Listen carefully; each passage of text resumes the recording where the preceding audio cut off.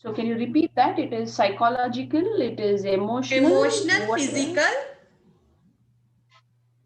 Okay. If you want to go more deep into psychology, then biological needs.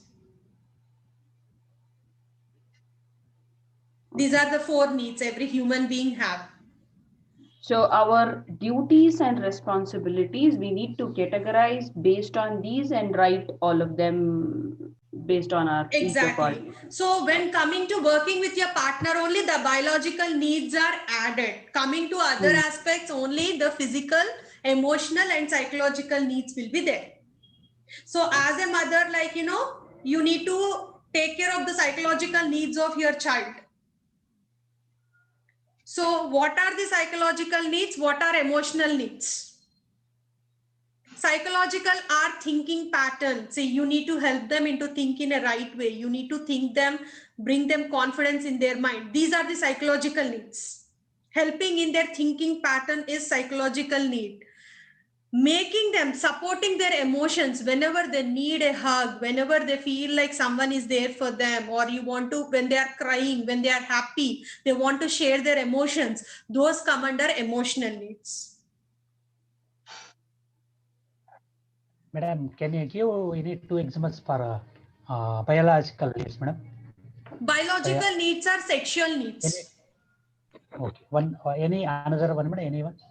Sexual needs are called as biological needs, sir. That's it. No other example for that. Yeah. Thank you, madam. Thank you so much. Thank you so much. That's why they are meant only between the partners, not for others. Yes, yes. I know. Thank you, madam, for clarifying. Yeah. You said giving them, psychological needs. Can you please repeat? Psychological needs is like, help them in thinking their pattern. Whenever they come to you in discussing their decision making or taking right choices, you help them in their thinking pattern, psychological aspects, their state of mind. Those all come under psychological needs of the child. Okay. As a friend, like, we go and talk, we need same kind of thinking person with whom we can share our thinking patterns, or what I'm thinking, what I want to plan, my decisions, these kind of stuff. Okay. Emotional needs is someone who can support us emotionally. So this is a duty, right? Giving them a psychological need in terms of how they think, how they need to make the decision, guide them through the process. It's your duty, right? Yes, it's a duty. What will be the responsibility against the psychological It's needs? not mandatory that for against every duty there should be a responsibility. Okay, so people, children, till they reach their adolescence, you can perform your duties. Later, still you are supporting them in their emotional and their psychological aspects. It becomes your responsibility.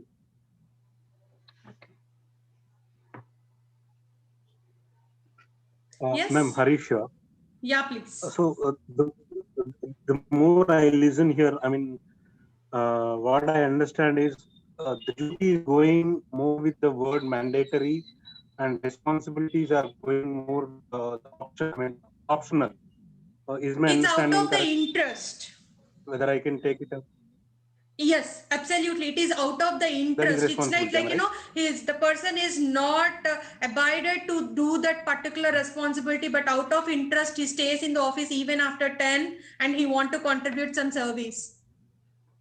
Even someone calls us for some kind of party or something, we can go on time, have a dinner, give them present, but we go early in the morning, help them. We are performing our responsibility. We take the ownership of it. Out of our interest, we feel like, we need to do that. So you need to understand, by performing these kind of responsibilities, at time we are giving up on our duties. By performing these kind of responsibilities, we are giving up our duties. There the conflict arises, which we will discuss in the further sessions. So I'll tell you one example. Suppose a person who stays in the office till 11 o'clock and want to complete the task and want to get a good name from his boss. But he is skipping here the time which he is supposed to give to his spouse and his kids. Now you tell me, he is doing his duty or giving more importance to his responsibility, then obviously what happens, the conflict arises and there will be a bad situation where there could be a fight, which we call it as hell. That's what Krishna is saying. When you don't perform your duties, you are opening the doors to the hell. When you do your duties, whether you do it up to the mark or not up to the mark, it is an open door for the heaven. You will be happy. You will not get pointed out. Clear? That's why always identifying what is my duty and what is my responsibility is very much important.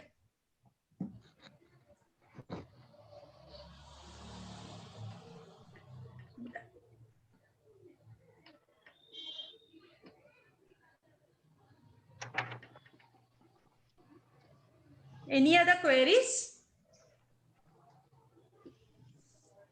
Ma'am, how to help them in emotional ways? Suppose they are crying for some reason. How to help them? How to help them? Empathy is very much important. Because we know that it is not a reason for crying. It is not a reason for crying. We ourselves know, but we cannot teach them that. At the same time, you are telling that don't correct others. Don't correct others. So, in that case, how to help them? Okay. A person comes to, that's why it's a unique model. Every mind is unique. Every mind have different world. It is not similar to our minds. That is how a person is different from the other person. So when a person comes to you by crying, one person may expect sympathy. The other person may expect empathy. Just he want you to listen and he want to let out his pain. So allow him to do that. If a small child comes to you by crying, okay, they expect sympathy from you. They want that attention from you. Give them that attention. The issue will be resolved there. Okay. So when you try to understand what are the emotional needs of the other person, then you can easily perform your duties and responsibilities. So that's why understanding others is very much important. That is the reason Krishna throughout the Vishada Yoga did not even tell one single sloka. He did not talk anything. He was listening complete in what all angles is Arjuna thinking. In the same way, as a father or as a mother or someone, you have to listen to the other person first. What is their perspective? What is their thinking way? What they are exactly expecting? So in that way, when you analyze the other person, then you can start talking something which actually satisfies the needs of the other person. No, that is right. But if say there are two brothers, one mother and one father, okay. So the mother is complaining against one brother. Out of those two children, mother is complaining.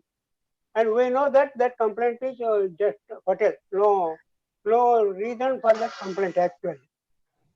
As a father, we know that it is not a reason for complaint.